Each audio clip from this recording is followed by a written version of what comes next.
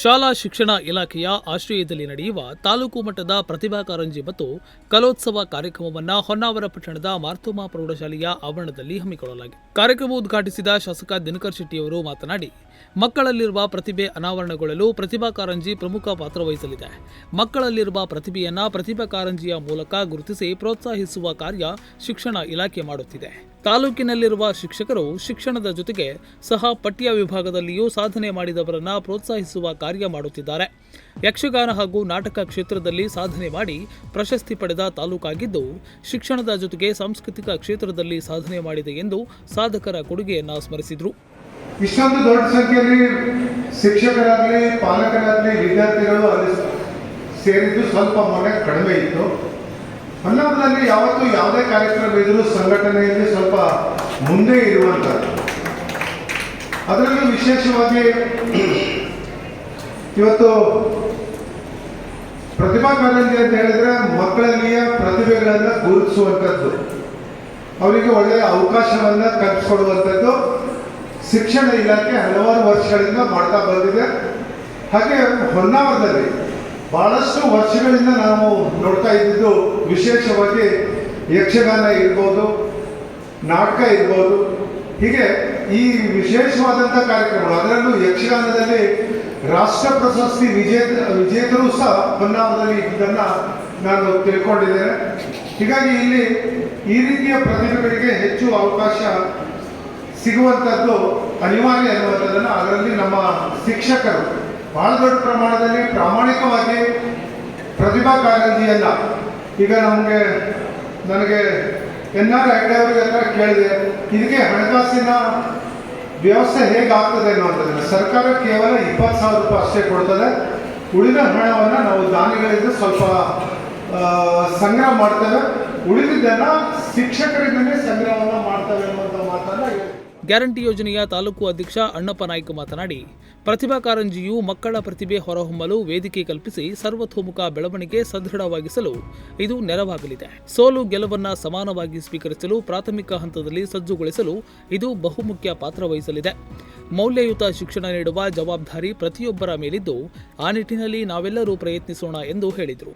ವೃತ್ತಿ ಮತ್ತು ಪ್ರವೃತ್ತಿ, ವೃತ್ತಿ ಶಿಕ್ಷಕ ವೃತ್ತಿಯಾದರೂ ಪ್ರವೃತ್ತಿಯ ವಿಚಾರದಲ್ಲಿ ಬಂದಾಗ ಬೇರೆ ಬೇರೆ ಎಲ್ಲ ಕೆಲಸಗಳಲ್ಲಿ ಸಕ್ರಿಯವಾಗಿ ಕೆಲಸಗಳನ್ನು ಮಾಡಿದ್ರಿಂದಲೇ ಇವತ್ತು ನಿಮ್ಮ ಶಾಲೆಯ ವಿದ್ಯಾರ್ಥಿಗಳು ಮುಂಚೂಣಿಯಲ್ಲಿ ಬರಲಿಕ್ಕೆ ಸಾಧ್ಯ ಆಗ್ತದೆ ಹೇಳುವ ಮಾತನ್ನು ನಾನು ಈ ಸಂದರ್ಭದಲ್ಲಿ ಹೇಳ್ತೇನೆ. ನಮಗೆಲ್ಲ ಗೊತ್ತಿದೆ, ಪ್ರತಿಭಾ ಕಾರಂಜಿ ಅಂದರೆ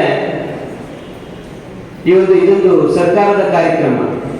ಮಕ್ಕಳನ್ನ ಮೌಲ್ಯಯುತವಾಗಿ ಬೆಳೆಸಬೇಕು, ಅವರಲ್ಲಿ ಹುದುಗಿರುವ ಎಲ್ಲ ಪ್ರತಿಭೆಗಳನ್ನ ಹೊರಹೊಮ್ಮಲಿಕ್ಕೆ ಒಂದು ವೇದಿಕೆಯನ್ನ ಕಲ್ಪಿಸಿಕೊಡಬೇಕು, ಸರ್ವತೋಮುಖ ಅಭಿವೃದ್ಧಿಗೆ ಮಕ್ಕಳನ್ನ ಸದೃಢರಾಗಿ ಮಾಡಬೇಕು.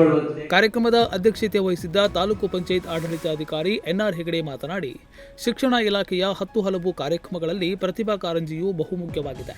35ಕ್ಕೂ ಹೆಚ್ಚಿನ ಕಾರ್ಯಕ್ರಮ ಪ್ರತಿಭಾ ಕಾರಂಜಿಯಲ್ಲಿ ಇದ್ದು, ಮಕ್ಕಳು ತಮ್ಮ ಆಸಕ್ತ ವಿಷಯದಲ್ಲಿ ಸ್ಪರ್ಧೆ ಮಾಡಬಹುದು. ಪಠ್ಯದ ಜೊತೆ ಸಹ ಪಠ್ಯ ವಿಭಾಗದಲ್ಲಿ ತೊಡಗಿಕೊಂಡಾಗ ಮಕ್ಕಳು ಮಾನಸಿಕವಾಗಿ ಸದೃಢವಾಗಲು ಸಾಧ್ಯ ಎಂದು ಪ್ರತಿಭಾ ಕಾರಂಜಿಯ ಮಹತ್ವವನ್ನು ತಿಳಿಸಿದರು. ಪ್ರತಿಭಾ ಕಾರಂಜಿ ಮಕ್ಕಳನ್ನು ಹೇಗೆ ಕ್ರಿಯಾಶೀಲರನ್ನಾಗಿ ಮಾಡಬಹುದು ಅಂತ ನಮಗೆಲ್ಲ ಗೊತ್ತಿರತಕ್ಕಂಥ ಒಂದು ಸಂಗತಿ ಅಂತಂದರೆ, ನಮ್ಮ ಮಕ್ಕಳು ಏನನ್ನೂ ಅವರೆದುರಿಗೆ ಕಾರ್ಯ ಚಟುವಟಿಕೆಗಳನ್ನು ಕೊಡಲಿಲ್ಲ ಅಂತಂದರೆ ಸೀರಿಯಸ್ ಆಗಿರ್ತಕ್ಕಂಥದ್ದು, ಗಂಭೀರವಾಗಿರ್ತಕ್ಕಂಥದ್ದು, ನಿಧಾನಕ್ಕೆ ಅವರು ಮೊಬೈಲಿಗೆ ಮೊರೆ ಹೋಗ್ತಾರೆ, ಮೊಬೈಲ್ ಹಿಡ್ಕೊಂಡು ಕೂತ್ಕೊಳ್ತಾರೆ. ಚಿಕ್ಕ ವಯಸ್ಸಿನಲ್ಲಿ ಮೊಬೈಲು ಅವರ ಎಲ್ಲ ಸಾಮರ್ಥ್ಯವನ್ನು, ಸಮಯವನ್ನು, ಆಸಕ್ತಿಯನ್ನು ಆಕ್ರಮಿಸ್ತಕ್ಕಂಥ ಒಂದು ವಸ್ತುವಾಗಿ ಮಾರ್ಪಟ್ಟಿದೆ.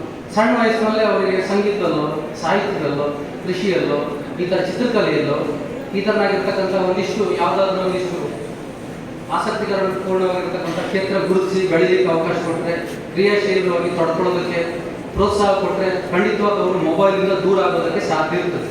ಹಾಗಾಗಿ ನಮ್ಮ ಎಲ್ಲ ಪ್ರಜ್ಞಾವಂತ ನಾಗರಿಕ ಬಂಧುಗಳಲ್ಲಿ ಒಂದು ರಿಕ್ವೆಸ್ಟ್ ಏನಂತಂದರೆ, ಪ್ರತಿಯೊಬ್ಬ ಮಗುವನ್ನು ಕೂಡ ಶಾಲಾ ಹಂತದಲ್ಲಿ ಒಂದಲ್ಲ ಒಂದು ಕಾರ್ಯಕ್ರಮದಲ್ಲಿ ಭಾಗವಹಿಸಲಿಕ್ಕೆ ಪ್ರೋತ್ಸಾಹ ನೀಡಿ. ರಾಜ್ಯ ಮಟ್ಟದ ಉತ್ತಮ ಶಿಕ್ಷಕ ಪ್ರಶಸ್ತಿ ಪಡೆದ PR ನಾಯ್ಕ್ ಹಾಗೂ ಜಿಲ್ಲಾ ಮಟ್ಟದ ಉತ್ತಮ ಶಿಕ್ಷಕ ಪ್ರಶಸ್ತಿ ಸ್ವೀಕರಿಸಿದ ತಾಲೂಕಿನ ಶಿಕ್ಷಕರನ್ನ ಸನ್ಮಾನಿಸಿ ಗೌರವಿಸಲಾಯಿತು. ಮಾರ್ತೋಮಾ ಸಂಸ್ಥೆಯ ಫಾದರ್ ಇಶಾನ್ ಜೋಸ್ಪಾಲ್, ಕರ್ಕಿ ಗ್ರಾಮ ಪಂಚಾಯತ್ ಸದಸ್ಯ ಗಜಾನನ್ ನಾಯ್ಕ್, ಕ್ಷೇತ್ರ ಶಿಕ್ಷಣಾಧಿಕಾರಿ ವಿನಾಯಕ್ ಅವಧಾನಿ, BRC ಸಮನ್ವಯಾಧಿಕಾರಿ ಜಯಶ್ರೀ ನಾಯ್ಕ್, ಶಿಕ್ಷಣ ಸಂಘದ ಪದಾಧಿಕಾರಿಗಳಾದ MG ನಾಯ್ಕ್, ಸತೀಶ್ ನಾಯ್ಕ್, ಸಂತೋಷ್ ಕುಮಾರ್ ನಾಯ್ಕ್, ಪ್ರಕಾಶ್ ನಾಯ್ಕ್, ಬಾಬು ನಾಯ್ಕ್, ಸುದೀಶ್ ನಾಯ್ಕ್ ಉಪಸ್ಥಿತರಿದ್ದರು. ನಂತರ ವಿವಿಧ ಪ್ರಕಾರದ ಸ್ಪರ್ಧೆಗಳು ಜರುಗಿದವು.